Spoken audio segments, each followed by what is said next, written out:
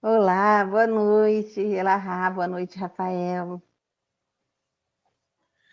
Olá, olá, boa noite. Como está você, Cleide? Como foi seu aniversário? Conta para nós. Eu estou bem. Meu aniversário foi gostoso, foi normal, foi tudo bem. Foi um dia feliz. Fiquei Ai, que feliz legal. pelos amigos lembrar a data, né? A gente fica contente. E eu estava fora, nem consegui parar para fazer um cardzinho para poder botar para todo mundo. Foi até me depois fiquei triste não ter conseguido fazer. E você, Rafael, meu filho, como está você? Me conte as novidades. Eu estou muito bem. A todos vocês eu formulo votos de paz, de bem, parabenizando a Cleide atrasado. Eu gostaria de ter essa mediunidade de adivinhar o aniversário de todos os amigos. Quando ela não coloca o card, aí eu não sei. Então, Cleide, um beijo, que Jesus te abençoe, que você continue com o seu trabalho, que é muito valoroso. E Elahá, parabéns pelo congresso no Uruguai, parabéns pelo fato dessa doutrina se espraiar e ganhar cada vez mais os corações. A todos que estão chegando, os amigos, os que vieram pela primeira vez, sejam bem-vindos. Nós temos aqui algumas pessoas que estão vindo pela primeira vez aqui. A A Tereza Cristina, ela está pela primeira vez aqui, ela tem nome de imperatriz, poxa vida. Muito bom. E olha, a gente teve realmente o 11º Congresso Espírita Mundial, que foi no Uruguai. Mas foi só o congresso que foi no Uruguai, porque estava todo mundo lá. Estava a Alemanha, estava quem mais? Suíça, estava Espanha, Portugal, os países da América Latina que todos lá, todos não, né? Mas uma boa parte deles representados. Muito legal, é muito bom, sabe? Esse momento muito interessante de congraçamento internacional com os nossos companheiros de outros países. É fantástico isso. Muito bom. Eu vou fazer a prece, Elahá, então? Ok, Pode vamos ser? lá. Então vamos lá, vamos agradecer, né? Trazer Jesus aqui pertinho de nós, pertinho de nossa mente, pertinho de nosso coração e agradecer a Ele essa oportunidade que estamos tendo nesta reencarnação de falar em seu nome, de propagar a doutrina espírita, de falar em nome da doutrina espírita. Obrigada, obrigada, Mestre Jesus. Envolva todos nós que aqui estamos, envolva os nossos companheiros que aqui estão, aqueles que não puderam estar conosco, mas que virão ter acesso a esses estudos. Envolva a todo o nosso planeta Terra, a todos nós, a todos os navegantes deste planeta. Obrigada, Senhor. E hoje que nós vamos trazer também Francisco de Assis, aqui bem pertinho de nós. Elahá, Rafael, vai falar para nós outros sobre Francisco de Assis, que ele esteja aqui bem pertinho de nós e conectado a este nosso grande planeta Terra. E que assim seja, Senhor, e que assim seja. Cleide, realmente hoje vai ser uma live muito especial. Só colocando, posicionando aqui os companheiros que podem não estar, não ter intimidade com a nossa atividade, o nosso programa chama-se História do Cristianismo. E a nossa proposta é a cada live estudarmos um século do cristianismo. Então, cada quinzena, a gente vê os pontos que a gente considera mais importantes ocorridos nessa janela de 100 anos, costurando fundamentalmente com o que aconteceu no cristianismo nesse período. Fizemos uma exceção na live do século IV, que a gente tinha tanta informação que nós dividimos o século IV em dois. E depois, século V, VI, VII, etc., até que chegamos neste momento. Terminamos o século XII, na última live, e, evidentemente, por uma questão de sequência, nós faríamos agora o século XIII. Mas já é um pedido antigo que o Rafael vem fazendo da gente destinar uma live especificamente para Francisco. Então, hoje, início de outubro, que tem conexão também com a história dele, nós estamos fazendo na nossa noite de hoje uma live específica sobre a história de Francisco de Assis. E daqui a 15 dias, hoje é dia 8, dia 22? 22? Vai ser dia 22. 22 de agosto, de outubro, se Deus permitir, a gente estará fazendo a live do século XIII. E aí, nós vamos fazer uma live para o 13, vamos ver, né? Mas acredito que a gente consegue colocar tudo do século XIII numa live só. E aí, hoje, nós vamos mergulhar nessa história, porque depois, na live seguinte, quando a gente falar da história do século XIII, nós vamos localizar Francisco dentro dessa janela de 100 anos que a gente vai estudar. Tá bom? Então, Rafael Siqueira, meu querido, conte para nós, dê seu pontapé inicial nesse nosso estudo. Nos conte sobre Francisco, tudo que a gente quer saber de tudo sobre ele. Falar de Francisco de Assis mexe com as fibras do meu coração. Francisco de Assis é a prova viva de que Deus nunca deixou a humanidade ao relento, abandonada, de que o barco do planeta Terra sempre esteve sob o comando de Jesus. Nós vimos estudando o período da Idade Média, que compreende dos séculos V ao século XV, um período que os historiadores ainda teimam em chamar de Idade das Trevas, mas nós sabemos que não é bem assim. Em verdade, todos aqueles que estão uma era anterior tendem a, entre aspas, demonizar a anterior para dizer que a sua era é a melhor. Mas foi na Idade Média que Jesus mandou ao mundo Francisco. Rezam as tradições, e eu falo tradições, para mim é uma certeza, mas eu falo tradições porque as pessoas podem ter opiniões diferentes, e todas as opiniões são respeitáveis. Que Jesus chama João o evangelista para que voltasse aos palcos do mundo para dar conta de restaurar a mensagem do evangelho, que andava esquecida num momento de muita turbulência, de uma igreja que se afastava dos ideais primitivos, de um cristianismo baseado no contato, na simplicidade, na proposta do amor, na proposta da fraternidade, na vivência lídima daquilo que Jesus veio nos ensinar. Então vem ao mundo Francisco. Nós costumamos comemorar Francisco em 4 de outubro, é o dia que a igreja escolheu para falar de Francisco. Mas Francisco não nasceu, nem morreu no dia 4 de outubro. Há uma dúvida histórica se ele teria nascido no dia 5 de julho, no dia 26 de setembro ou numa outra data. A data que dentro dos meus estudos me parece a mais provável, porque falar em dados históricos, a gente traz sempre o aspecto da imprecisão. É que ele teria nascido em 26 de setembro, há uma dúvida com relação ao ano, se 1181, 1182.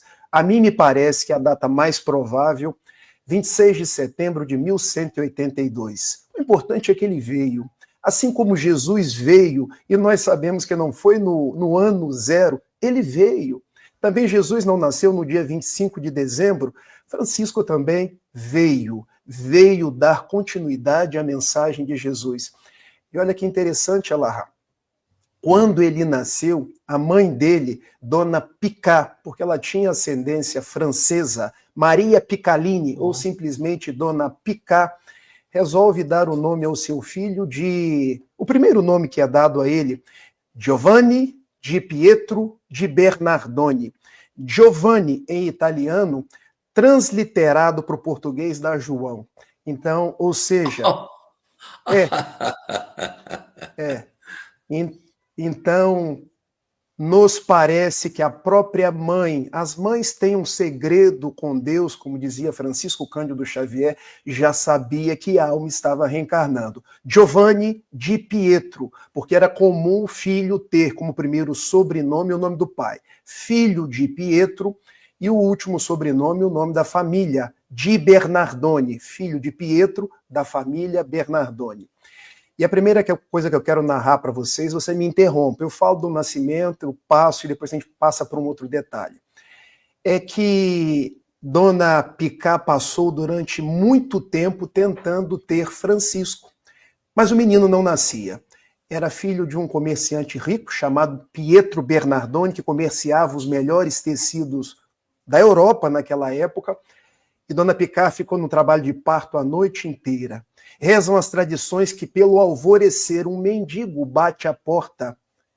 Verdadeiro médium chama a empregada, diga para sua senhora que esse menino não vai nascer num quarto rico. Diga para ela para que venha até a estrebaria da casa, que é ali que o menino vai nascer. Meu Deus. E ela foi. Senhora... Ela obedeceu? Ah, sim. Desceu. Nós precisamos descer para a estrebaria. E Pietro, que era orgulhoso, meu filho, eu sou um comerciante, eu tenho um nome a zelar. Para o curral ele não desce. Estrebaria é curral, gente. Falando no popular para que todos entendam. E a mulher diz para o marido, meu bem, eu já estou aqui a noite inteira. Na época não tinham recursos médicos iguais nós temos hoje. Vamos descer.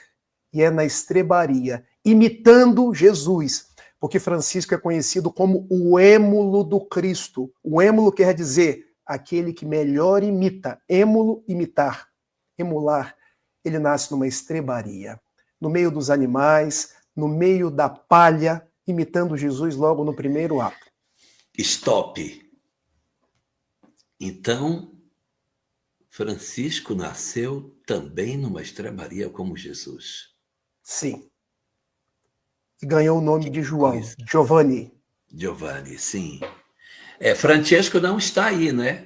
Francesco não está no nome dele. Isso. Porque você está falando que é Giovanni de Pietro, então não tem, até então, não tem Francesco no nome. Isso. O pai dele, olha, esse menino não vai ter o nome, esposa, que você quer. Ele já nasceu numa estrebaria, agora o nome eu vou dar.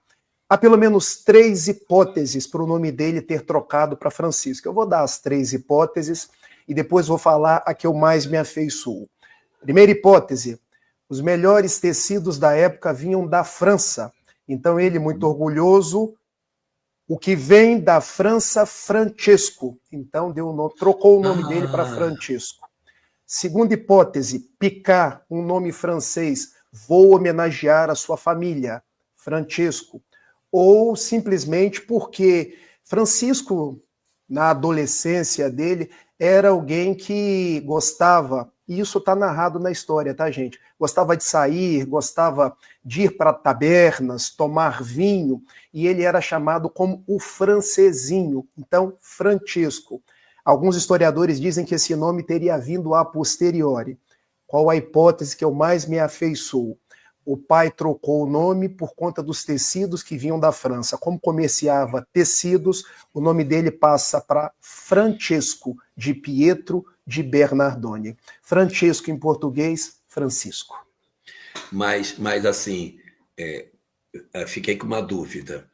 O nome dele mudou o nome mesmo ou ele passou a ter esse apelidinho Francesco? Ele continuou sendo Giovanni, chamado Francesco, é isso? Para as 2 primeiras hipóteses que eu narrei, o nome dele mudou logo quando ele nasceu. O pai já trocou. A terceira hipótese, ele teria sido chamado de Francesco, já um pouco maior. A corrente de historiadores preferem que o nome dele teria mudado logo no nascimento. Ou seja, nasceu Giovanni, meu filho vai se chamar Giovanni, disse a mãe dele. O pai, não, esse menino vai se chamar Francisco. E a partir dali já era Francesco de Pietro de Bernardoni. Essa é a hipótese a qual eu mais me afeiçoo. Existe uma coisa interessante sobre isso aí, que também a gente não pode dar sentido de absoluto, mas há algumas coisas muito curiosas. Nós temos um personagem no Antigo Testamento chamado Daniel.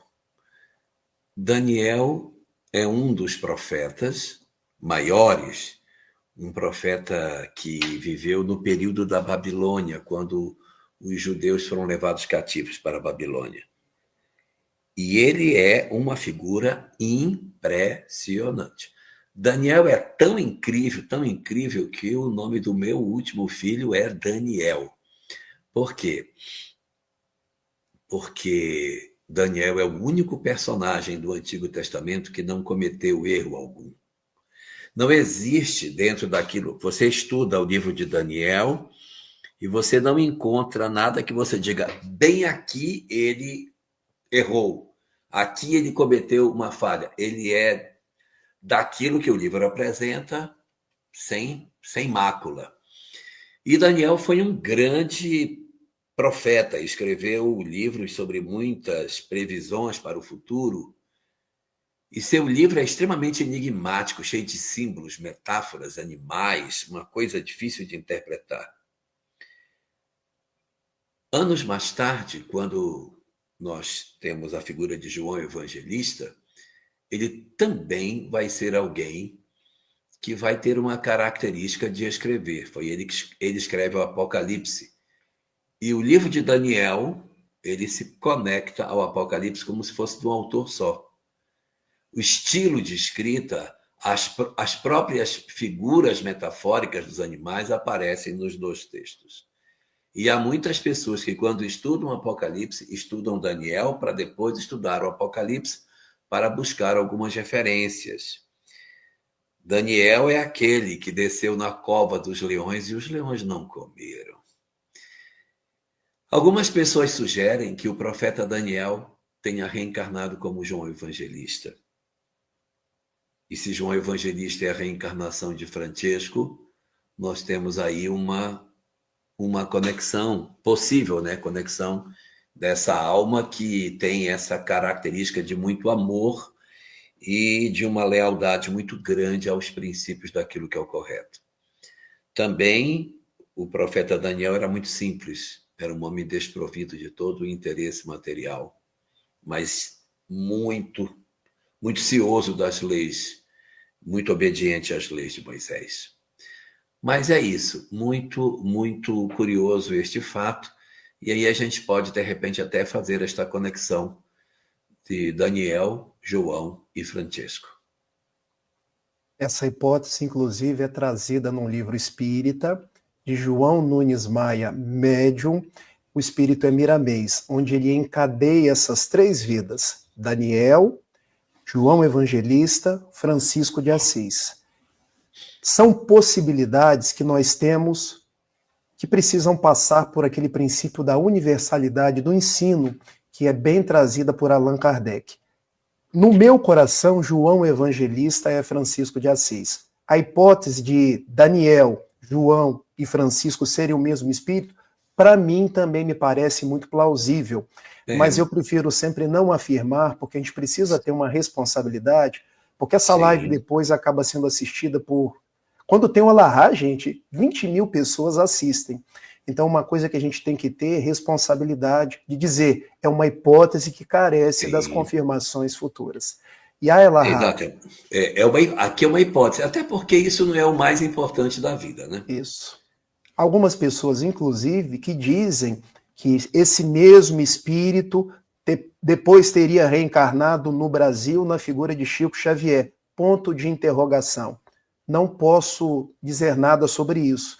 Posso dizer que já ouvi essa hipótese, posso dizer que Chico Xavier amava a natureza como Francisco amava os animais como Francisco amava, tinha um pendor pela simplicidade, pela proximidade do Evangelho, pela prática do bem, como Francisco, a mesma doçura de Francisco. Então são espíritos, são personalidades muito próximas.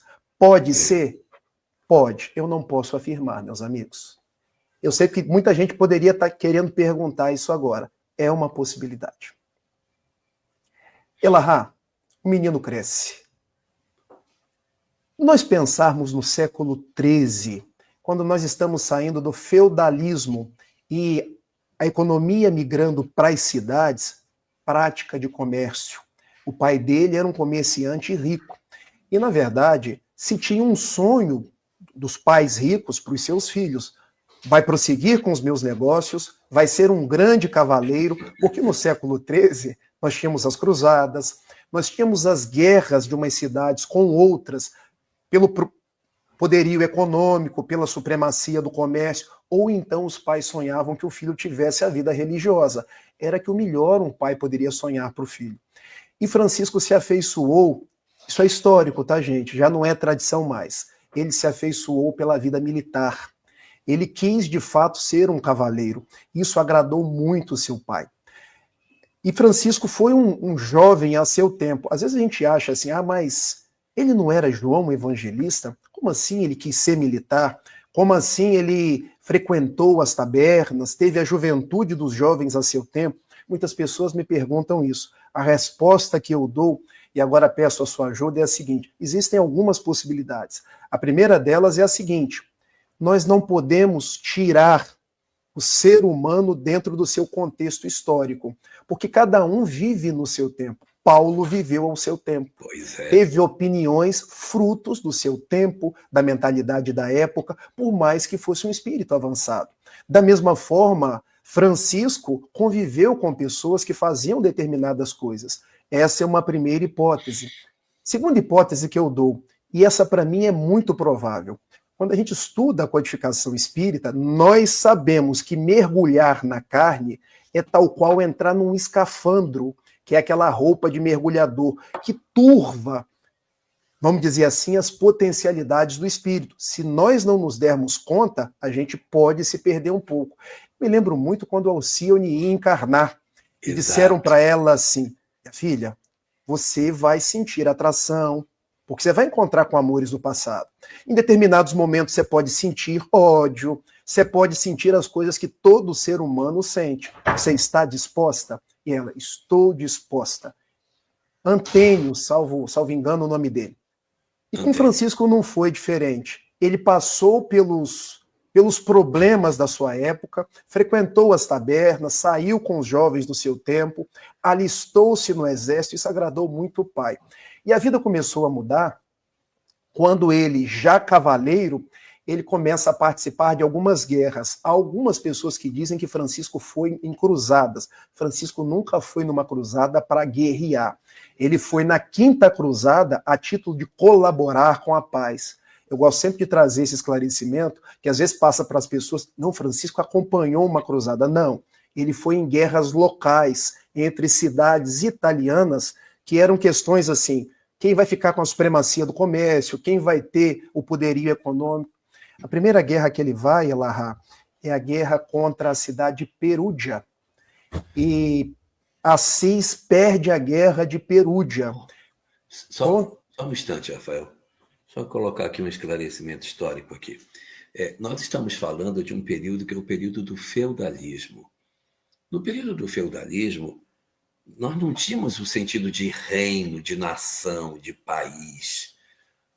Haviam os pequenos feudos e seus senhores locais. E as cidades, elas tinham muita independência. A Itália, nesse período, ela era formada por várias cidades, estados, cada uma delas com a sua própria lei, sua própria moeda e seu próprio governante. É até meio complicado isso, né? Num período em que cada cidade se apresentava como sendo como um país isolado.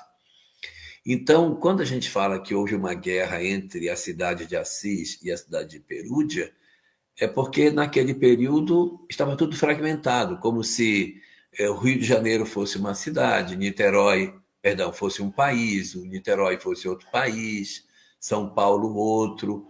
Cada cidade um paizinho minúsculo que entrava em guerras uns com os outros pelos interesses, principalmente comerciais, que existiam nesse período.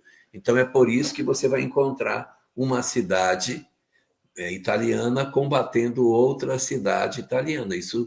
A Itália se formou país, se eu não me engano, nos últimos 150 anos. Antes ela era um conjunto de cidades-estados, né? Perfeito.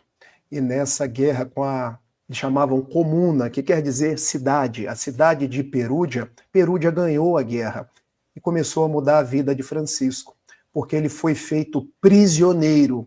Contam os historiadores que ele ficou cerca de 100 dias preso. Nós chamamos esse período de quarentena. Vocês poderiam perguntar, mas quarentena não são 40 dias?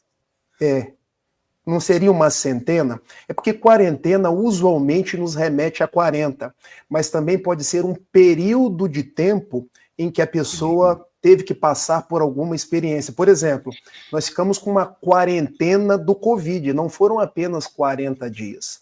Sim. E nesse período que ele ficou preso, ele começou a olhar as outras pessoas nas celas. Pessoas magras, abatidas. Pode falar, Elahá. Que idade? Você tem ideia da idade dele nesse período?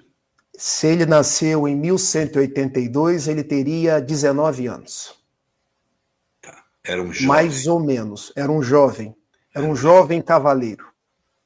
Então ele pensou assim, mas meu Deus, a gente fica brigando e no final nós estamos nessa condição, passando fome todos, passando frio, porque aquela região da Itália, a região da Úmbria, é uma região central, a região onde está Assis, onde está Perúdia, onde está Spoleto, entre outras cidades. É esse o nosso fim, nós estamos brigando por isso. Então ele começou naquela quarentena a ressignificar os seus propósitos, começou a orar, e contam os historiadores que ele recebia o pão, ele já não comia mais, ele dividia com os... Eu desliguei aqui sem querer. Ele dividia com os companheiros de cela, ele começou a conversar com as pessoas da cela. O fato é que, depois de 100 dias, o pai dele paga uma espécie de fiança, era comum à época, os nobres pagarem uma fiança para libertar um prisioneiro. E ele já volta para Assis modificado, porque já não tinha aquele grande sonho de ser um homem importante, um combatente, um futuro líder italiano. Ele já estava bem balançado, não a ponto de se transformar em Francisco de Assis, mas já é metade de uma transformação. Tanto que ele se alista novamente para ir numa segunda guerra. Essa segunda guerra seria contra a Puglia, uma cidadezinha no sul da Itália, bem ao sul da Itália. Só que ocorre um efeito mediúnico quando ele vai entrando na cidade de Spoleto. Olha que interessante, como a nossa cultura brasileira, ela adota vários nomes das cidades italianas. Nós temos aqui no Brasil um restaurante chamado Spoleto, é por causa de uma cidade italiana de igual nome. Quando ele chega na cidade de Spoleto, o cavalo dele empina, e ele escuta uma voz: meu filho, a quem queres servir? A Deus ou aos homens? Porque... Stop. Ele ainda não tinha chegado na cidade de destino. Estava bem longe, porque Spoleto ainda é na Úmbria. A Puglia é no sul da Itália, já mais próximo ali da Sicília, da Sardenha, no continente, mas no sul da Itália. No sul. Na sola da bota. Na sola da bota, exatamente. A Itália, gente, tem um formato de uma bota. Se vocês olharem depois, tanto que ela é chamada de bota. Divaldo Pereira Franco, ele costuma narrar que a humanidade conheceu 3 grandes médiuns. O primeiro médium foi Jesus de Nazaré, o médium de Deus. O segundo médium, Francisco de Assis, o médium do próprio Jesus. Ele falou isso em várias palestras. E o terceiro médium, Francisco Cândido Xavier, o médium de uma pleiade de espíritos nobres que veio para o Brasil com a missão de trazer elementos para que a mensagem espírita pudesse espraiar-se, tomar novo fôlego, novo corpo. Então, me parece que a voz que Francisco ouviu na cidade de Spoleto foi a voz do próprio Cristo. Meu filho, a quem você quer servir? Você quer servir a homens? Porque amando de homens você vai em guerra matar, por um predomínio que é temporário. Você não se lembra da cela lá em Perúdia? Olha o fim de todos nós. E ele apiou do cavalo, como a gente se diz em português, e voltou para Assis. Só que aí, Elahá, cultura da época. Um filho, quando perde uma guerra, perdeu lutando. Um filho, quando deserta de uma guerra, é um desertor. Ele não é bem recebido. Começaram atritos muito grandes com seu pai. Porque, para um nobre, um filho desertor, olha lá o filho do Bernardone, um desertor, não honrou o nome da família. Olha o que Nem ele da Úmbria saiu. nem da úmbria saiu. Exatamente. Foi essa, vamos dizer assim, a mancha que pesou sobre ele. E ele teve ao lado dele a mãe, porque a mãe ficou durante todo o tempo ao lado dele.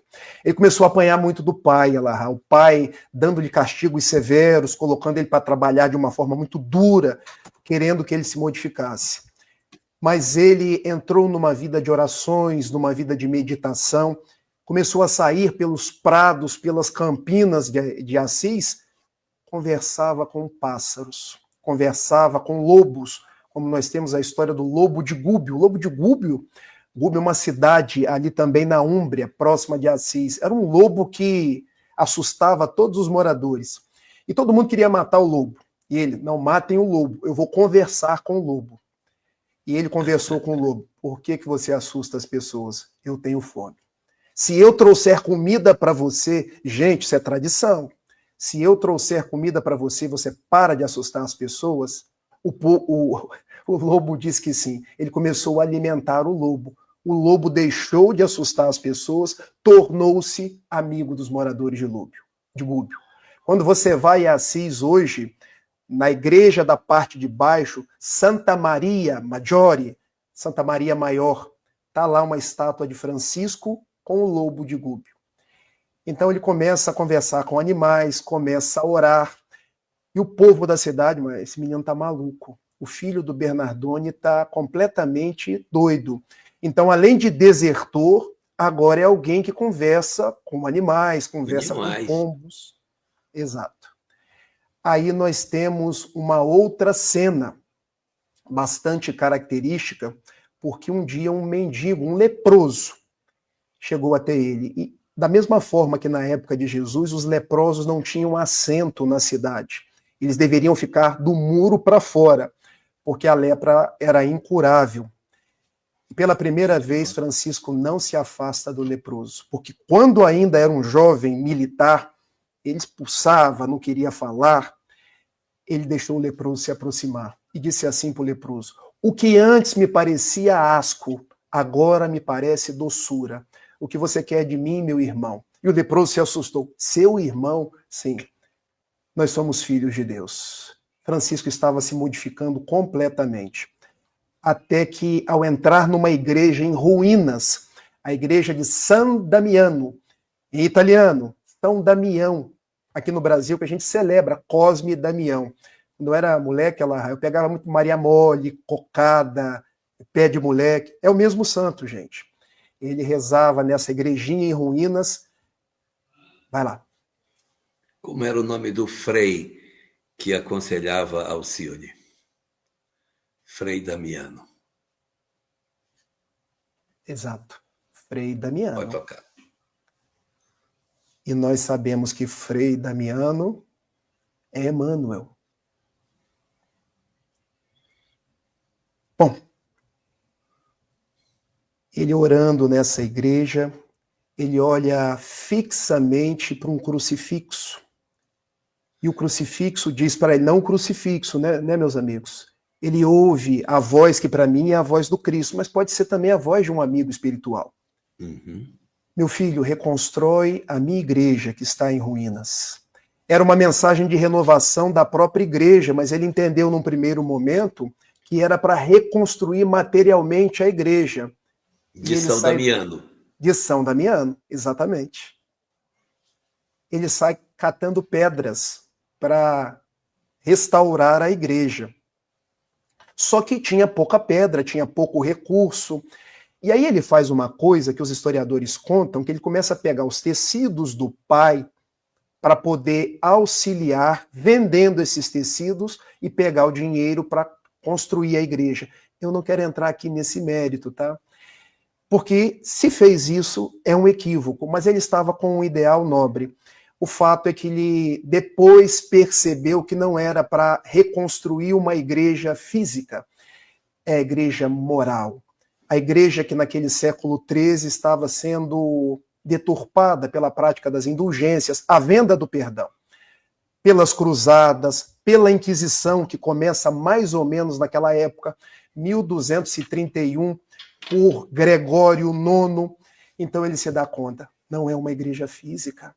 É a mensagem de Jesus que precisa ser restaurada. É a vivência do Evangelho que diz Jesus, no Evangelho de Mateus, no Evangelho de Marcos, no Evangelho de Lucas, de João.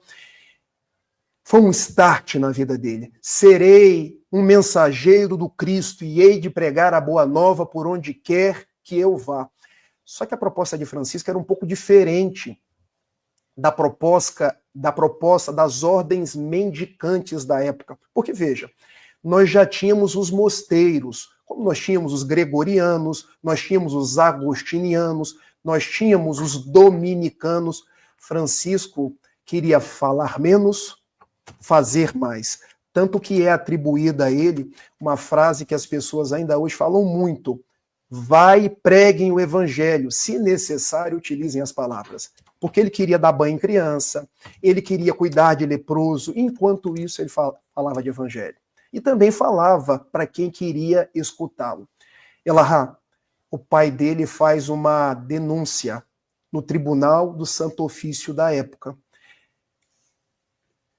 O bispo chamava Guido. O problema é que o bispo gostava de Francisco. Mas ele tinha tribunal eclesiástico que acolhia a denúncia, e Guido ainda ouviu o acusado. A igreja não costumava ouvir, a não ser para dar a oportunidade da pessoa se redimir. Então, na Praça de Assis, ali por volta do ano de 1206, instaura-se um tribunal. E olha que interessante, o promotor era o pai, Pietro Bernardoni. A vítima era o próprio filho. Vamos fazer conta. Se ele nasceu em 1182 e nós estamos em 1206, estamos falando de 24 anos? 24 anos, exatamente. Okay. Porque ele morreria com 44, 20 anos depois. A vida dele foi breve.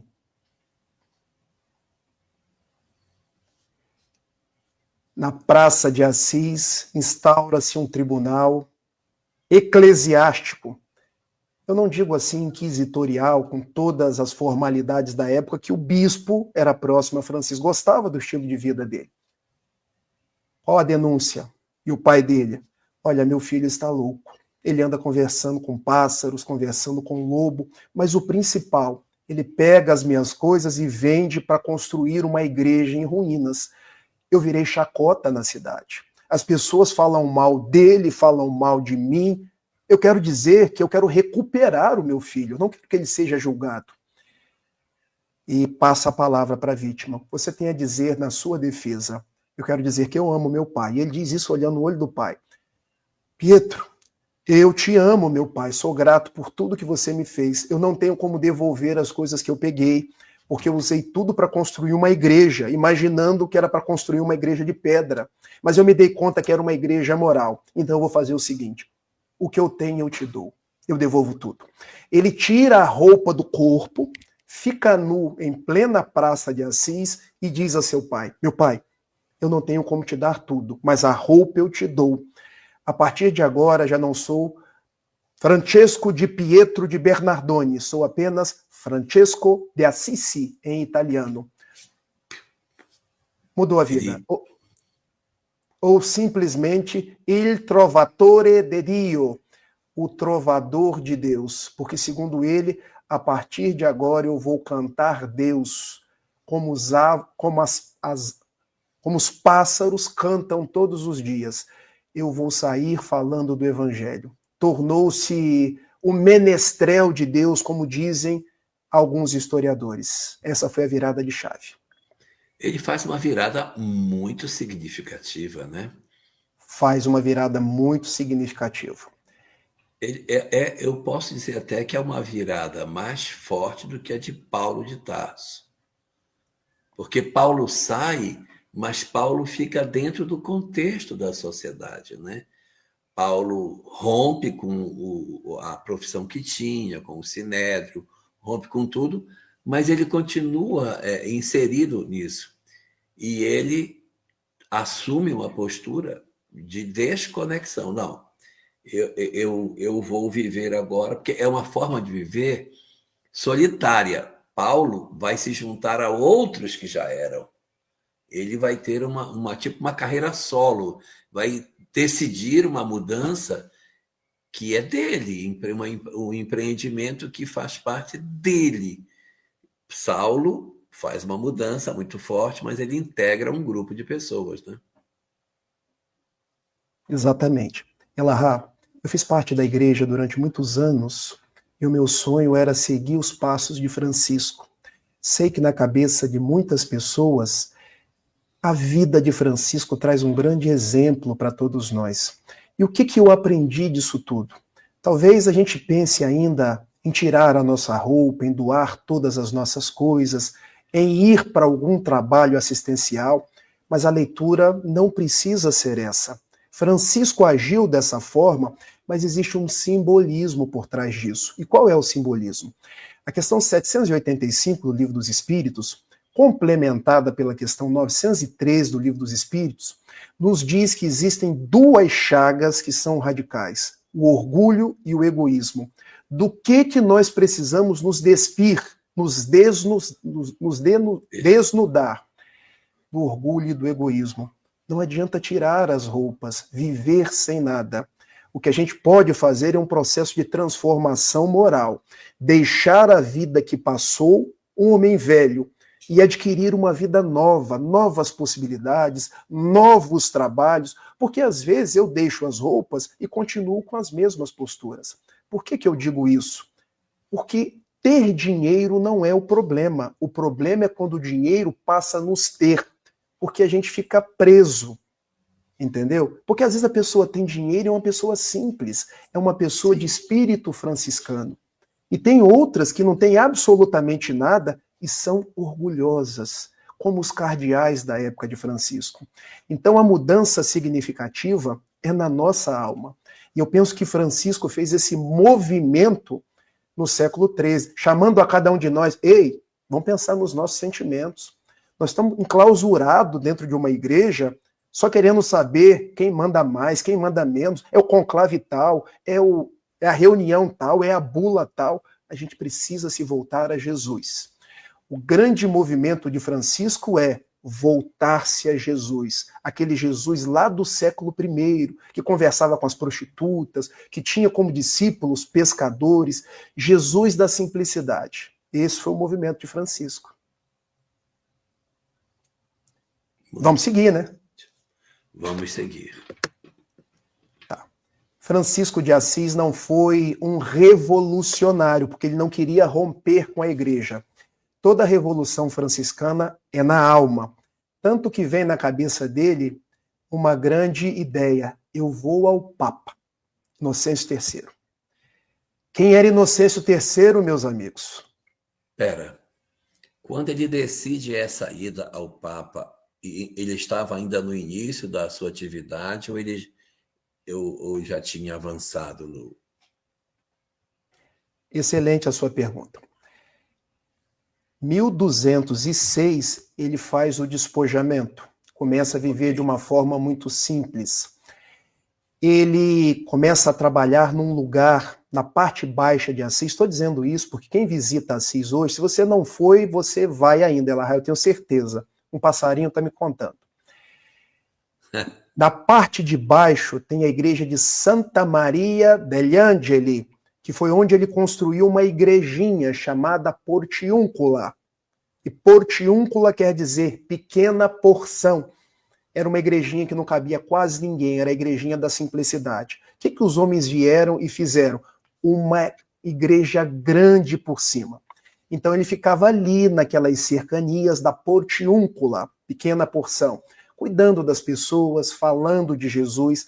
Ele ficava num lugar próximo a Santa Maria degli Angeli, na curva de um rio.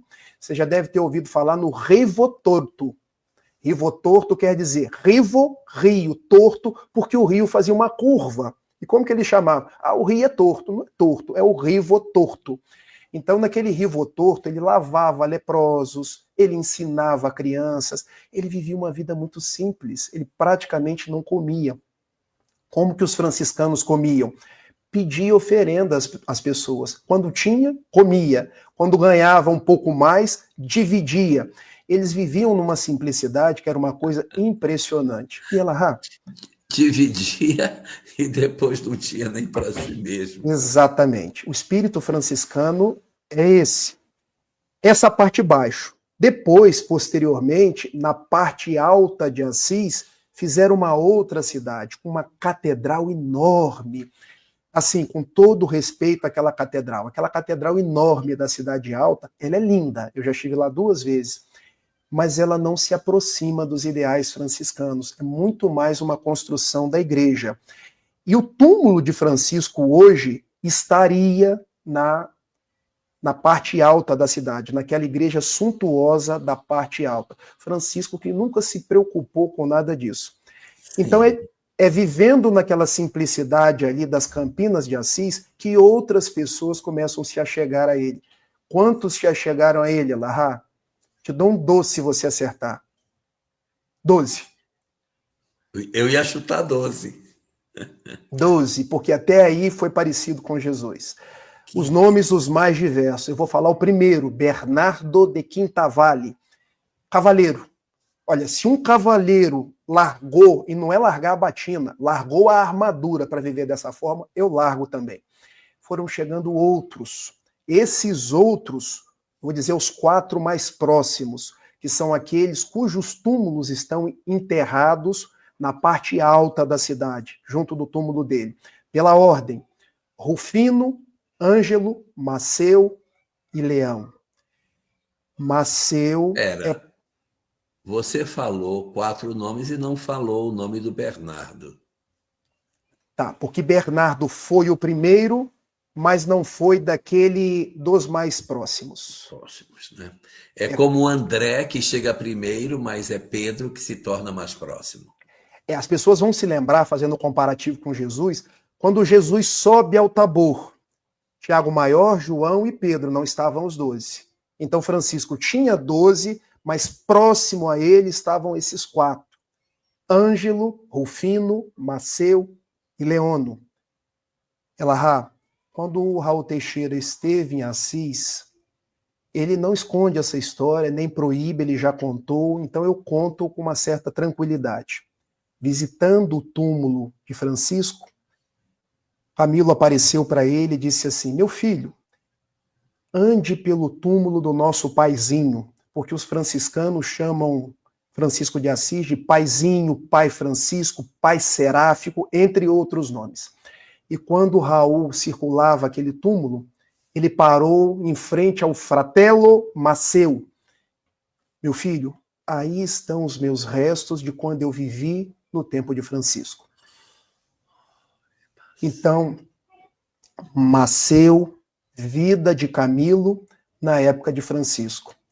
Divaldo Pereira Franco, quando vai a Assis por primeira vez, isso está gravado, gente, eu não estou contando nenhuma novidade, vai na igreja de San Chiara.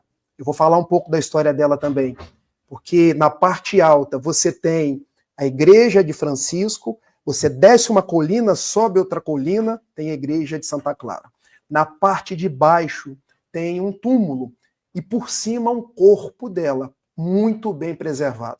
E quando o Divaldo olhava, ele viu aproximar-se Joana de Ângeles. E olhava para Joana, olhava para Clara, olhava para Joana. Minha irmã, é você? Foi a pergunta que ele fez. Ela não disse que sim, mas também não disse que não. E hoje, em várias publicações da Mansão do Caminho, já coloca Clara de Assis como sendo uma das encarnações de Joana de Ângeles. Então você observe como esses bons espíritos que estiveram com Jesus lá atrás retornam na Idade Média, por isso que não é a Idade das Trevas, retornam na época do Espiritismo, no século XIX, e continuam conosco, guiando o barco da humanidade. Isso tudo é muito bonito, Elahá.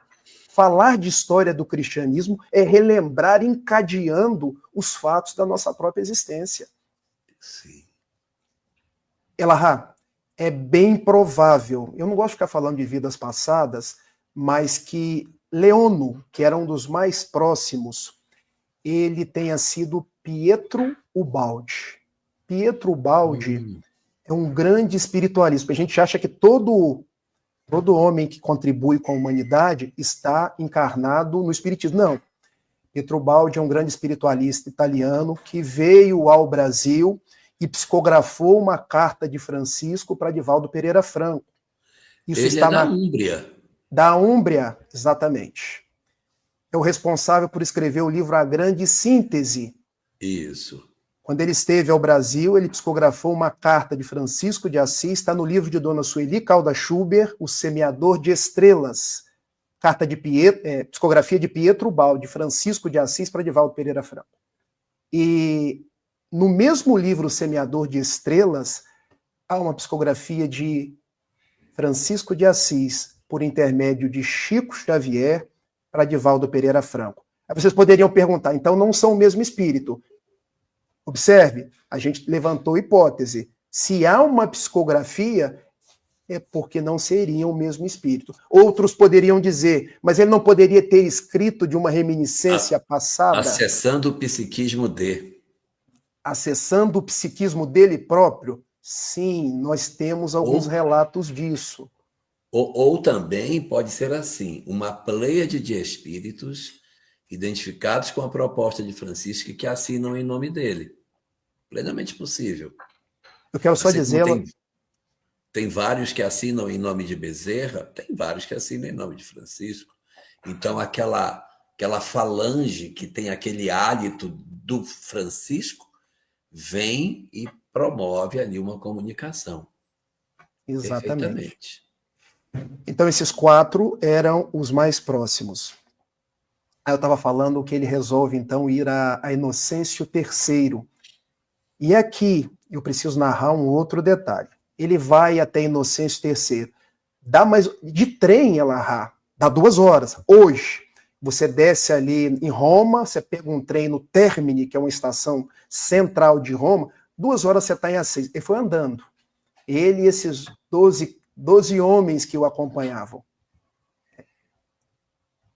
Ele vai até Roma para ter uma palavra com o Papa Inocêncio III. Inocêncio III é bom que se diga o seguinte, foi um dos papas mais perversos que a Igreja Católica teve, porque pelas mãos de Inocêncio III nós tivemos a Cruzada Albingense, e nós vamos falar sobre ela daqui a 15 dias, onde morreram muitas pessoas no sul da França. Mas o Inocêncio III também foi um homem que fez muitas coisas na igreja, nós vamos falar sobre ele daqui a 15 dias. Ele não quis receber Francisco. E aqui é um outro detalhe. Por intermédio de um cardeal chamado João de São Paulo. João de São Paulo. Há um livro, Memórias e Recordações, de Carlos Alberto Braga Rocha, que seriam as recordações de Arnaldo Rocha, o Naldinho, próximo a Chico Xavier, que conta para Carlos Alberto Braga Costa, consertando o nome. O livro chama Diálogos e Recordações. O Naldinho teria dito que o cardeal João de São Paulo é Emmanuel reencarnado no século XIII. Tá fechando tudo, Elahá? Tá, eu estou só buscando aqui uma informação que existe no livro 30 anos com Chico Xavier. Esse de Clóvis Tavares. Clóvis Tavares. Lá tem uma mensagem de Emmanuel dizendo que depois de muitas experiências longe do poder, Emmanuel teve, evidentemente, porque se você caiu uma hora você vai ter que se defrontar com essa sua dificuldade, ele teria feito uma incursão numa encarnação com poder. E dessa encarnação que ele teve poder, ele caiu. Aí eu estou aqui pensando, teria sido essa que ele foi cardeal? Não sei qual. É que eu pegue o livro para mostrar às pessoas, a capa do livro? Não, tranquilo. Tá, ok. Você quer mostrar às pessoas? Não, mostrar às pessoas. Mostrar às pessoas. Daqui a pouco eu pego, então. Pego o Semeador de Estrelas, de Sueli Calda Schubert, onde constam as 2 cartas, uma psicografada pelo Pietro Baldi e outra psicografada pelo Chico Xavier. Pego Diálogos e Recordações, de Carlos Alberto Braga Costa, trazendo as memórias de Arnaldo Rocha, o Naldinho, que disse que Emmanuel, no século XIII, foi o cardeal João de São Paulo. E o cardeal João de São Paulo vai a Inocêncio III e diz assim: receba esse homem, porque esse homem vai... Esse é um deles. Esse é do Clóvis Tavares. Clóvis Tavares, um grande espírita aqui do Rio de Janeiro, amigo muito próximo de Chico Xavier. Chico Xavier veio várias vezes aqui no Rio, se hospedou na casa dele, e ele teve um primeiro casamento com Dona Nina Arueira, uma grande espírita, uma trabalhadora fantástica. Mas vamos voltar para a história, senão eu vou abrindo muitas janelas. Então, o cardeal João de São Paulo, olha, receba esse homem, porque esse homem talvez esteja recuperando os alicerces da igreja. E qual que é isso aí, Elahá? Semeador de Estrelas. Esse livro é fantástico. Se você olhar aí, Elahá, você vai ver que tem 2 psicografias de Divaldo Franco. Uma de Pietro Baldi e outra de Chico Xavier. Depois eu pego o Diálogos e Recordações de Carlos Alberto Braga Costa. Aí, Inocêncio III dorme e tem um sonho. O sonho dele é simbólico. Ah, os sonhos que eram decifrados. Eu me lembro de José no Egito decifrando sonhos. Eu me lembro de quantos profetas decifraram sonhos. Eu me lembro de Daniel fazendo as suas predições. E qual foi o sonho de Inocêncio III?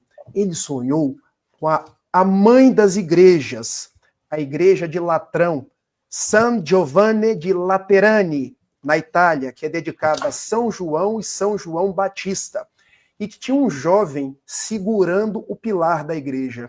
Ele acordou, peraí, que sonho doido, tem um jovem segurando, e o jovem era Francisco.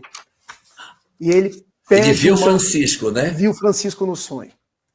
No outro dia, traga um rapaz, e conversou com ele. Meu filho, o que você quer? Eu quero viver como Jesus. E Francisco começa a recitar o Evangelho de Mateus, capítulo 6, versículos 25 a 34. Por que vos preocupei com o que tereis para comer ou o que tereis para vestir? Não é a vossa vida mais do que o alimento, não é o vosso corpo mais do que as vestes? E Inocêncio III, meu filho, eu já fui jovem igual a você.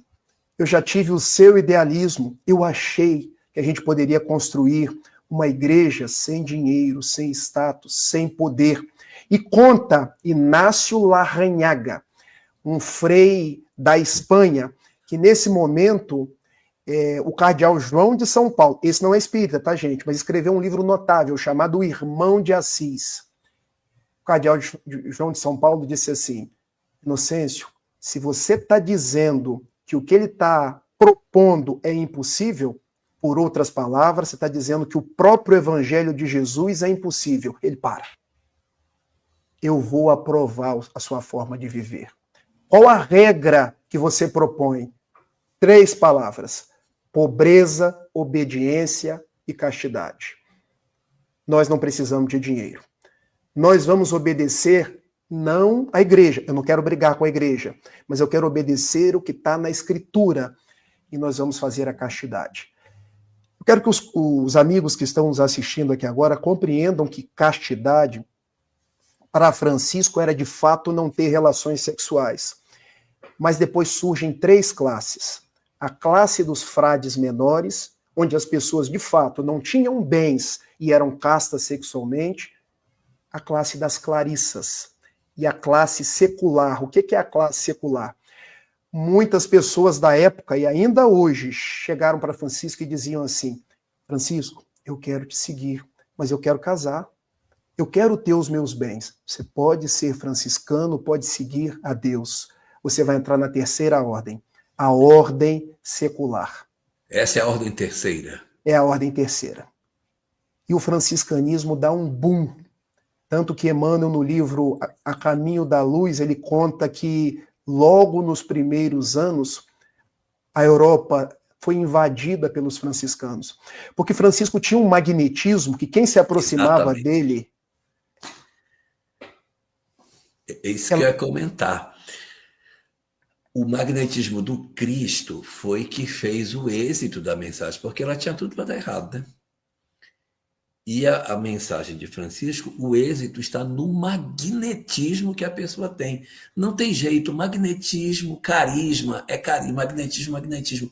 O cara impregna de tanta verdade aquilo que ele fala, aquilo que ele faz, que tem uma intensidade tão grande que ecoa no tempo. É diferente de... Por isso que está lá no Evangelho de Mateus. E todos se admiravam de sua doutrina porque falavam com autoridade, não como os escribas e fariseus. A autoridade está na veracidade do que fala, na veracidade do que sente, na veracidade daquilo, como se comporta. E aí está o boom do franciscanismo, porque não tinha porquê isso. Isso é uma proposta completamente contrária a tudo que se poderia imaginar. Mas é o magnetismo dele que se irradia e promove isso. Acho que até hoje Assis deve ainda ter o magnetismo dele por lá. Presumo. Nunca fui, mas imagino. E aí a gente vê, Larra, que não basta falar bonito. Não basta você ser, às vezes, engalanado. Às vezes a pessoa fala tão simples, fala palavras erradas, mas ela tem um magnetismo, ela tem uma presença de espírito, que, na verdade, nós somos circundados por amigos espirituais. E as pessoas vão sentindo essa presença. Tem corações amigos. Eu não tive a satisfação de conhecer Chico Xavier. Mas o Raul conta que você, estando a 1 quilômetro de Chico Xavier, você já entrava numa aura de paz. Muitos choravam. Você se aproximava do Chico, contava uma história para ele, meu filho, agora vamos corrigir essa história e depois nós vamos orar. Porque ele lia os seus pensamentos. Então, com Francisco de Assis, era uma coisa impressionante. Porque a igreja, você vê, Inocêncio III, que mandou fazer uma cruzada para perseguir cristãos, porque os albigenses, os cátaros, eram cristãos. Sim. Resolveu recebê-lo. E há uma tradição, tá, Elahá? Eu quase que digo um midrash. No final da sua vida, Inocêncio III, isso é midrash mesmo, porque não tem comprovação histórica. Midrash é uma interpretação, tá, meus amigos? Típico da cultura hebraica, que nós, os cristãos, às vezes nos apropriamos. Inocêncio III teve lepra. Colocaram ele num quartinho. Ele achava que ainda estava mandando, mas já não mandava quase nada. Ninguém ia naquele quarto com medo de contaminação. O único que foi Francisco de Assis. Visitou Inocêncio III quando ele já era uma carne praticamente em putrefação. Esse foi Francisco de Assis. Então depois ele volta para Assis e começa a viver daquele jeito. Muitas pessoas começaram a seguir aquele ideal, mas houve uma moça linda, cabelos encaracolados, da cor do mel, ou loira, como era muito típico na Itália, a família dos Offreduccio. Ela era filha de Ortolana, tinha como irmãs Agnes, Penenda e Beatrice. O nome dela era Clara Offreduccio. Ela ouviu Francisco uma única vez, ela se apaixonou. Viraram o irmão Sol e a irmã Lua. Por que irmão Sol e irmã Lua? Uma alusão ao filme de Franco Zeffirelli, porque Francisco iluminava. O magnetismo de Francisco. E por que Clara, a irmã Lua? Porque o Sol não vive sem a beleza da Lua. O dia tem 24 horas. O sol ilumina o dia, a lua ilumina a noite. Que seria dos peregrinos se não tivesse a lua para poder embelezar e guiar os seus caminhos? Que seria de nós se a cada dia pela manhã não tivéssemos o sol? Então eles vivem um amor intenso. Nunca foram namorados, tá? É bom que se diga isso. É um amor de almas. Eles não tiveram, eles não foram parceiros afetivos, né? Não. Foi um amor de alma, né? Foi um amor de almas. Ela se aproxima e diz assim: eu quero seguir contigo. Mas como? Você tem uma família, seu pai não gosta de mim, nós não temos moças na ordem, nós vamos criar uma ordem para as moças. E a ela é dada a criar uma ordem para as damas da pobreza, para as damas da caridade, que posteriormente é chamada de Clarissas, em homenagem ao seu nome, Chiara em italiano, Chiara Piacite. E ela também tinha um magnetismo tão grande que depois ela ela vem a converter a mãe e as 3 irmãs. Alguns historiadores dizem 2 irmãs. A mim me parece que eram 3. Agnes, Penenda e Beatriz. Foram todas viver a vida religiosa junto com ela. Oh! Todas viraram clarissas. Nossa. Esse foi o grande boom do irmão Sol e da irmã Lua naquela época. O tempo foi passando, Elahá, assim como a nossa live vai passando e a gente precisa, num determinado momento, acabar. As cruzadas começam em 1095, quando o Papa Urbano II dizia que era vontade de Deus que todo homem de bem, todo cristão fosse para a Terra Santa. E ele já dava um salvo-conduto. Se você matar, já sai daqui perdoado. Nós precisamos recuperar túmulo de Jesus e principalmente recuperar a cidade. E na verdade nós sabemos que eles tinham medo de a Europa se tornar toda muçulmana. E Francisco olhava para aquilo, gente, cristão matando muçulmano e muçulmano matando cristão. Eu vou numa cruzada.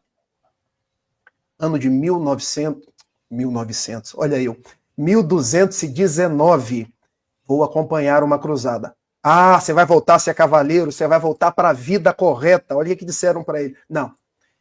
Eu vou como Francisco, eu vou conversar com o sultão. E olha com quem que ele foi conversar, com o sobrinho de Salah-ad-Din el-Ayyubi, da tribo dos Ayúbidas, que nós falamos dele há um mês atrás. E o sobrinho dele chamava-se El-Malik el-Kamil, ficava no Egito, porque agora eles estavam ali no Egito. Porque eles saíam do Egito, porque se dominassem o Egito, dominavam a Terra Santa.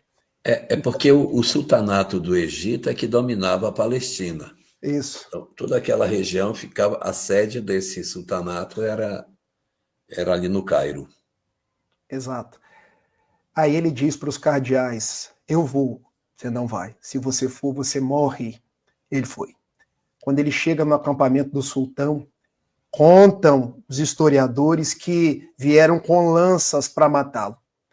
El-Malik sai da tenda porque os representantes ficavam em tendas. Não matem esse homem. Eu tive um sonho com ele. Ao sonho novamente. Meu Deus. Você sonhou com esse homem? Sonhei. Deixem ele entrar. Mas ele é cristão.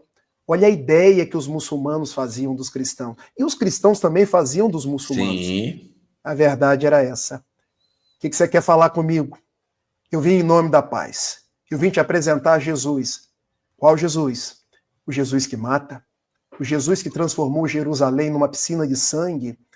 O Jesus dos cavaleiros que tocam fogo e jogam sal no chão para que nada cresça? Não. Eu vim te apresentar o Jesus das bem-aventuranças. O Jesus que se transfigurou no Tabor. O Jesus que foi crucificado no meio de 2 ladrões. O Jesus que era o príncipe da paz. Esse Jesus eu não conheço. Fale-me dele. E Francisco falou. E depois, El-Malik, agora eu quero falar com você de Mohammed, o verdadeiro profeta. Eu imagino se essa conversa fosse conosco. Talvez, não, sobre Mohammed eu não quero saber, porque esse aí não é profeta coisa nenhuma. Francisco ouviu. Agora já é tradição, tá? Agora já não tem dado histórico mais. Ouviu falar de Mohammed, ouviu falar do Corão, das suras ou suratas, e no final fizeram um plano pela paz. Paz que não foi alcançada ainda hoje, mas que foi tentada por Francisco em 1219. E o sultão gostou tanto de Francisco e disse assim, ao sair daqui, você pode caminhar por onde você quiser, porque você tem o nosso salvo-conduto. Mas Francisco saiu, foi falar com os cardeais. Eu tenho um plano pela paz. E os cardeais, nunca. O plano pela paz é a gente mata todo mundo e a gente retoma o que é nosso. Francisco ficou tão entristecido. Ele foi e andou pela Terra Santa e depois voltou. Voltou andando para a Itália. De tanto tomar areia do deserto no olho, ele desenvolveu um tracoma nos olhos. Não tinha como curar aquele tracoma. E aí ela é uma das cenas mais bonitas da vida de Francisco. Ele resolve fazer uma ode ao irmão Fogo, uma poesia.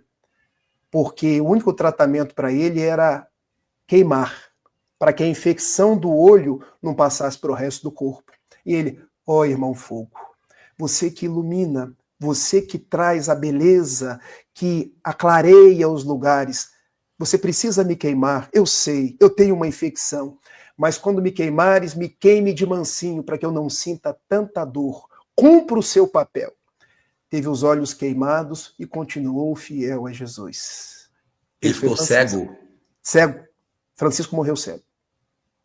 E provavelmente com um problema sério no estômago, porque ele comia muito pouco, ficava grandes períodos sem comer. Se fosse hoje, nós tivéssemos um exame de imagem para fazer, talvez o diagnóstico seria até um câncer, mas eu não posso afirmar isso. Mas ele já não comia nada, magro, esquálido, com os olhos cegos. E voltando para Assis, ele passa numa cidadezinha chamada Grétio, 1223, e resolve: percebo, meu mestre, que as pessoas estão se esquecendo de ti, mas eu sei que eu vou fazer. Eu vou relembrar o seu nascimento. Então ele vai na fazenda, pega um boi, pega uma ovelha, pede uma mãe que vá com uma criança, porque do dia 24 para o dia 25 de dezembro, já tínhamos a tradição do Natal naquela época. Ele faz o primeiro presépio. Poucas pessoas se dão conta de que o primeiro presépio foi Francisco de Assis que fez, em 1223, na cidadezinha italiana de Grétio. E ele rememora toda a tradição, dizendo: bendito, ó Deus, que estás nos céus, glória a Deus nos céus, paz na terra e boa vontade para com os homens. Era o primeiro presépio. Ele chega em Assis. E quando ele chega em Assis, nós poderíamos dizer que ele foi, assim, entre aspas, traído. Porque o representante da ordem, que era o Frei Elias, veja, não era daqueles 4 mais próximos, ele havia substituído a regra original. Porque agora a regra poderia ter dinheiro, poderia ter cargos. O Frei Elias, ele vinha de uma cidade italiana chamada Bolonha. Bolonha ficou famosa na história por desenvolver faculdade, por ter locais de estudo, por ter um comércio estuante. E Frei Elias mudou a regra, tornou-se o, vamos dizer assim, o maioral da ordem franciscana. Tesoureiro. Exato. Ele ficou tão triste, mas tão triste, que em 1224 ele sobe num monte, já nas proximidades ali de Assis. Esse monte chama-se Monte Alverne, e lá em cima ele ora: onde que eu errei, Jesus? Eu tentei te seguir com todo o meu coração, eu tentei me aproximar de você, fui em cada linha do seu evangelho. E quando ele orava, ele que era um médium, ele recebeu os estigmas de Jesus. Fenômeno chamado estigmatização. Ou seja, as marcas dos pregos nas mãos, as marcas dos pregos nos pés. É nesse momento que aparecem os estigmatas. Os estigmatas. Então, quando a gente ouve falar dos estigmas ou das estigmatas de Francisco, foi num transe mediúnico. Quando ele volta da Terra Santa, ele vê a guerra, não consegue um processo de paz, vê aquele monte de morte, vê uma igreja que se perde, ele sobe o monte e diz: onde que eu errei? E Jesus responde para ele: você só pode fazer a sua parte. Você não tem responsabilidade pelos que os outros fazem. E há, inclusive, irmã Clara dizendo para ele: meu pai, você não é responsável pelos outros, meu pai. Isso seria orgulho seu. Cumpra a sua parte, que isso lhe é o suficiente. Interessante. Aí, Elahá, é chegada a hora derradeira, como está chegando a hora final da nossa live. Em 3 de outubro de 1226. Ele já cego, magro, problemas do estômago, praticamente não se alimentava. Ele percebe que iria desencarnar. Ele resolve chamar Clara e resolve chamar Leão. E diz assim para a irmã Clara, essa frase ficou na história: tirem minha roupa e me coloquem no chão. Como assim, meu pai? tirar a roupa e colocar no chão? Por que isso? Porque eu quero voltar para a vida verdadeira da forma como eu sou, sem roupas e no chão. E ele morreu. E quando ele ia desencarnando, as aves de alviano com as quais ele conversava vinham ao seu encontro e começaram a cantar, dando provas que a vida não termina, a vida é um contínuo. Essa foi a desencarnação de Francisco de Assis. Vocês poderiam perguntar, Rafael, 3 de outubro, essa data está certa? Tá. Essa data é histórica. Por que 4 de outubro? Existem duas possibilidades. Primeira possibilidade, ele foi enterrado no dia 4 de outubro, daí a igreja pegou como ele sendo o dia de Francisco, 4 de outubro. Segunda possibilidade, ele ter desencarnado depois das 18 horas. Sim. E como na tradição judaica tinha muitos judeus, e a gente não sabe como era a contagem dos dias naquela época, ele tendo desencarnado depois das 18 horas, ao invés de 3, a igreja considera 4. Vou dizer o que a mim me parece o mais provável, que ele tenha morrido num dia, sido enterrado no outro, e a igreja pegou a data do enterro dele. O fato é que ele morre no dia 3 de outubro de 1226. E a igreja considera o dia do santo 4 de outubro, praticamente há 4 dias atrás. Exatamente. Kardec nasce em 3 de outubro. Kardec nasce em 3 de outubro. E assim, a proximidade das pessoas com ele foi tão grande que o cardeal Ugolino fazia parte da banda, vou colocar entre aspas, para as pessoas não pegarem peso naquilo que eu estou dizendo. Cardeal Ugolino depois transforma-se em Gregório IX. Gregório IX foi aquele que oficializou o Tribunal da Santa Inquisição. Transforma ele em 1228 em santo. Já rápido, né? Rápido. 2 anos depois. Ele tornou-se São Francisco de Assis, o padroeiro da natureza, o padroeiro da Itália. E quando... Ele é o padroeiro da Itália. Também. Quando Jorge Bergoglio, vindo da periferia de Buenos Aires, resolve adotar o nome dele no último pontificado, de uma certa forma ele trouxe todo esse magnetismo de Francisco para o seu pontificado. Assim como quando esse atual traz esse nome de Leão XIV, ele traz todo o magnetismo de Leão, aquele leão que conversou lá atrás, exatamente, para o pontificado dele. Quando alguém se torna papa, escolhe um nome exatamente para aquele nome que ele escolheu, dá a tônica do pontificado. Como se fosse o patrono do papado, né? O patrono do papado. E foi o primeiro que escolheu o nome de Francisco. Até Sim. Então nós não tínhamos esse nome. Nós temos João, nós temos Paulo. Paulo VI foi um grande Paulo. João, já tivemos 23 Joões. Exatamente. Mas, olha, essa história ela é muito tocante. O povo aqui no chat está escrevendo demais aí sobre a emoção do relembrar dessas histórias todas. Mas nós temos aqui algumas questões que a gente precisa trabalhar. Em função Depois eu quero só fazer um link dele com a doutrina espírita. Sim. Vamos lá. Porque a nossa proposta de contar a história do cristianismo, como ela sempre coloca, é a gente trazer a história, dizendo o que é tradição, dizendo o que é fato, e fazendo os links com a doutrina espírita, porque nós dois somos espíritas, para não parecer que é trabalho de historiador. Quando a gente abre o Prolegômenos do Livro dos Espíritos, lá o primeiro espírito que assina, São João Evangelista. Ou seja, se João reencarnou-se como Francisco, Francisco de Assis está presente e muito presente na codificação espírita. Esse é um primeiro link. Segundo link que eu gostaria de fazer. É bem provável que na mesma época de Francisco viveu Joana de Ângeles como Clara de Assis.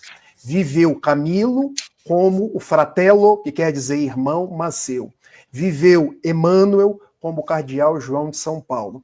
Então nós vemos uma verdadeira programação da divindade para que naquela época difícil viessem esses grandes mensageiros da humanidade e de uma certa forma retornassem. Porque vejam, João Evangelista foi o primeiro que assinou os prolegômenos. Joana de Ângeles está em 2 mensagens do Evangelho segundo o Espiritismo. O Divaldo já contou isso. No capítulo 9, ela assina a mensagem A Paciência, como espírito amigo.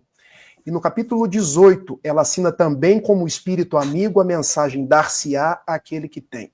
E o espírito Emmanuel, o mesmo guia de Chico Xavier, assina no capítulo 11 a mensagem O Egoísmo. Então existe uma programação espiritual por trás disso tudo. E Divaldo Pereira Franco sempre falou da presença de Francisco na codificação espírita, impulsionando os nossos passos, ajudando o nosso progresso. Manuel Filomeno de Miranda, na quadrilogia Transição Planetária, que começa com transição planetária, amanhecer de uma nova era, perturbações espirituais e no rumo do mundo de regeneração, cita Francisco várias vezes. É desse espírito que nós estamos falando. Não é um espírito pertencente à Igreja Católica, é de um guia da humanidade. Muito importante isso, muito importante. Mas nós temos aqui algumas perguntas. Professora Josi de Curitiba, que diz que está tendo uma noite gelada, realmente aqui hoje agora está 11 graus, ela faz a seguinte pergunta. A oração de Francisco de Assis, ela foi realmente escrita por ele ou é posterior? A Cleide tirou, mas eu acho que é essa a pergunta. Que é verdade que a oração de Francisco de Assis não foi escrita por ele? Conforme dados históricos, essa oração atribuída a Francisco de Assis, ela surgiu por volta do ano 1913, 1914, século XX. Você falou 900. 913 e 914, é isso mesmo. Numa revista da Normandia, uma região do norte da França. E como que ela se tornou conhecida? Era um período de guerras, a Primeira Guerra Mundial. Então, o Osservatório Romano, que é o jornal do Vaticano, e também tinha uma rádio de difusão, pegou essa oração e começou a divulgar. E quando ela começou a ser divulgada, os franciscanos começaram a pegar essa oração e colocar de um lado a oração da paz e de outro lado o retrato de Francisco. Por quê? Porque trazia todos os ideais franciscanos. Então, de oração da paz, ela ficou conhecida como oração de São Francisco. Provável, professora Josi, que essa oração seja agora do século XX, do período da Primeira Guerra Mundial, surgida na Normandia, depois catapultada pelo próprio Vaticano e que foi juntada a Francisco de Assis pela forma como ele viveu. Isso é importante? Para mim, não. Porque Francisco representa cada um daqueles versos. A ponto do benfeitor Camilo escrever por José Raul Teixeira um livro intitulado A Carta Magna da Paz, onde ele diz assim, sendo ou não sendo de Francisco, ele viveu cada uma daquelas palavras. Com certeza.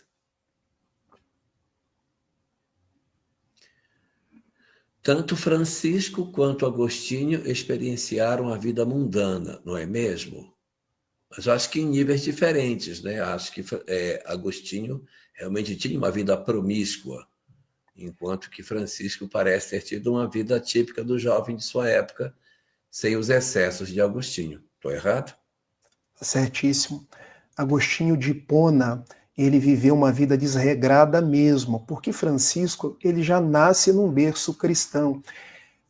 Agostinho, ele tinha uma mãe, Mônica, que era cristã, Santa Mônica para a igreja, mas ele era um jovem, vou colocar entre aspas, tá, gente, porque eu tenho medo do tal dos recortes hoje. Ele tinha uma vida meio perdida, porque ele se aproxima do neoplatonismo, Agostinho. Depois ele se aproxima do maniqueísmo, que é uma doutrina que nasceu lá na Pérsia, que falava de que tudo na vida tem uma contraposição entre bem e mal, entre luz e trevas. Depois é que ele se aproxima do cristianismo, depois de uma vida em que ele casa com uma concubina, tem filho com uma concubina. Esse filho, inclusive, chama-se Adeodato. E depois de uma vida de muitas entregas mundanas, é que já em Milão, na Itália, ele tem um encontro com a carta de Romanos, ali pelo capítulo 13, não, carta a Romanos, versos 13 e 14, quando ele lê assim: abandonai os prazeres, os vícios e volte-se para Jesus. Aquilo deu um clique nele, porque era a mãe falando, era a carta de Romanos dizendo. Então, ele se converteu e tornou-se um baluarte da fé. Francisco, a vida mundana dele, gente, era uma coisa assim. Ele era jovem, ele saía para a taberna, tomava vinho, às vezes flertava com uma moça. Não há notícias de que ele tenha exagerado, vivido promiscuamente. Era um jovem a seu tempo. Mas ambos passaram por um processo de conversão muito grande. Frei Leão foi o que estava com ele na passagem onde caminham pela neve e quando chegaram no mosteiro não acreditaram que seriam eles mesmos? Confere. Existe essa história, Flávia Teodoro. Flavix, do Espírito Santo. Mas entra no canteiro aí das tradições. Existem muitas histórias de Francisco com Leão, Francisco com Clara. Há uma história contada pelo Divaldo que eu sempre me interniço muito quando eu ouço. Por exemplo, era um período de neve e Francisco estava indo visitar a irmã Clara no convento.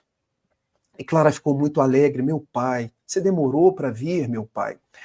É, porque nós precisamos ficar distantes. Você com as Clarissas, eu com os frades menores. E num determinado momento fazia muito frio, tinha neve. Clara disse assim para Francisco: e quando você voltará, meu pai? Quando voltar a primavera. Dá até o título de uma obra de Amélia Rodrigues. E naquele instante, quando ele vira para trás, ele que era médium, faz nascer uma rosa na neve. Então fique, meu pai, porque a primavera já voltou. Já chegou. Então essa história que você contou, que eles caminhavam pela neve, também tem uma tradição. Ele tem muitas histórias com Frei Leão. Frei Leão era uma doçura em pessoa. Essa é uma delas. Flavix volta assim, também sobre o jejum. Teve um que não aguentou, confere, e assim Francisco quebrou o jejum e cozinhou para o amigo. Foi isso? Foi.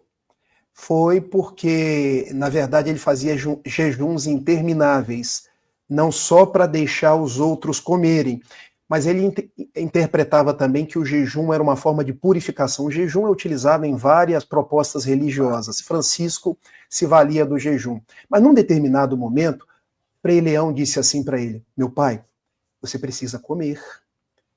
Ah, mas é apenas um jumentinho, porque ele chamava o corpo de jumentinho. Você precisa tratar bem desse jumentinho, porque se você não alimentar o jumentinho, ele morre. E como é que você vai ajudar as outras pessoas? Foi num momento que os dois começaram a rir, dependendo de onde você lê, e foram se alimentar. E nesse momento, inclusive, Francisco teria cozinhado para o amigo.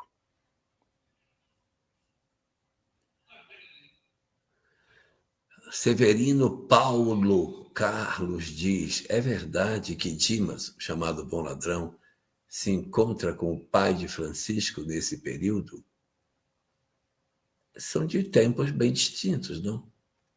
Severino, olha, eu não sei te responder essa. Dimas foi aquele ladrão que estava do lado direito de Jesus. Ele teve do lado direito e teve do lado esquerdo, o Giestas. Dimas foi aquele que disse: lembra-te de mim quando estiveres no reino dos céus. Em verdade, eu te digo hoje, estarás comigo no reino dos céus. Isso foi lá no século I, nós estamos falando do século XIII. Seria o quê? Um encontro espiritual? Seria uma reencarnação? Eu não sei te responder essa, querido. Se você quiser aclarar um pouquinho aí, eu até tento te ajudar. Temos mais alguma? Acho que acabaram as perguntas, né? As perguntas acabaram.